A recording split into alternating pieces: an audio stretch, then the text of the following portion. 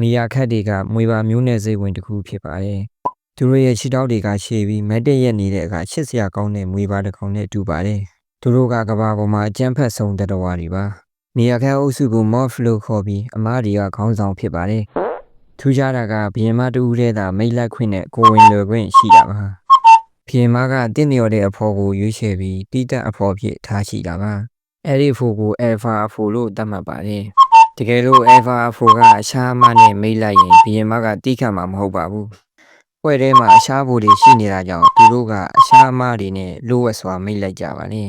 ။မီယာကအထီးတွေကအရှားအဖွဲတွေကိုရှာဖွေပြီးသူတို့နဲ့တိုက်ခိုက်ကြပါလေ။ပွဲလိုက်တိုက်ခိုက်မှုကြောင့်တေဆုံးမှုကိုဖြစ်ပေါ်စေပါတယ်။ဘယင်မကမွေးဖွားခြင်းနဲ့မွေးကင်းသားကလေးများနိုးတိုက်ခြင်းတို့ကိုလုပ်ပါတယ်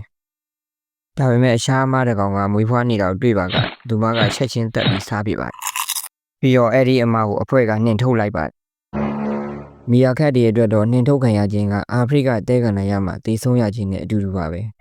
။ဒါကြောင့်အဲ့ဒီအမကအတနာခံရပါတယ်။ဘယင်မကတစ်ချိန်တစ်ခါတော့ခွင့်လွှတ်ပါလိမ့်မယ်။ပြီးရင်သူတို့ကဘယင်မရဲ့တားငယ်တွေကိုပြုစုဆောင်ရှောက်ရပါတယ်။အဲ့ဒီအမတွေကဘယင်မရဲ့စီမင်းစည်းကမ်းချက်တွေကိုလက်ခံရုံမှတပါမရှိပါဘူး။ဟုတ်ပါတယ်ကိစ္စအများစုမှာဘယင်မကသူတို့ရဲ့မိခင်ဖြစ်ပါတယ်။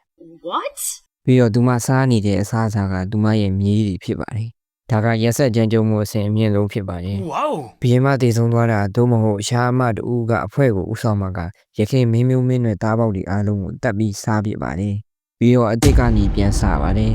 ။နေရာကတည်ဆုံးမှု20ရာခိုင်နှုန်းကလူတက်မှုကြောင့်ဖြစ်တာပါ။သူတို့ကအခြားရန်သူတွေထက်မိမိမျိုးစိတ်တွေကြောင့်အသက်ခံရတာကပိုများတာပါ။ဒီလိုရက်ဆက်ပြီးအနေရများတဲ့နိုးတိုက်တဲ့တော်မျိုးကဘာပေါ်မှာမရှိပါဘူး။ဒီလိုမိခင်မျိုးရှိပါကဘယ်သူကရန်သူကိုလိုအပ်ပါတယ်လဲ။ကျွန်တော်ကတော့ follower လိုအပ်ပါတယ်